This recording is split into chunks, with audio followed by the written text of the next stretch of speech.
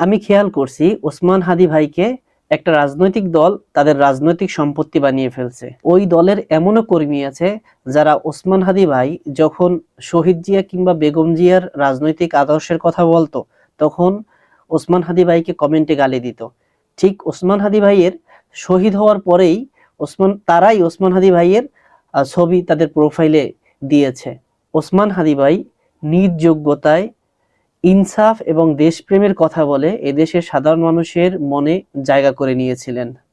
তিনি জীবিত অবস্থায় বলে গেছেন তিনি শহীদ জি এবং বেগম জিয়ার আদর্শে উজ্জীবিত। তাই তার ম্যান্ডেট যদি কোনো দল নেয় সেটা বেগম জিয়ার দলই নিতে পারে। কিন্তু আমরা চাই তার মৃত্যুর পর তার রাজনৈতিক আন্দোলনটা যেন কোনো একটা নির্দিষ্ট রাজনৈতিক দল পকেটে ঢুকিয়ে না ফেলে। তার অসমাপ্ত কাজ ও আন্দোলন এদেশের সাধারণ মানুষ একদিন পূর্ণতা দিবে ইনশাআল্লাহ।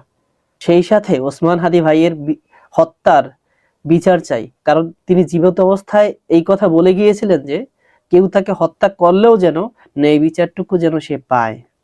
তাই ওসমান হাদি ভাইয়ের বিচার চাই রাষ্ট্রের কাছে।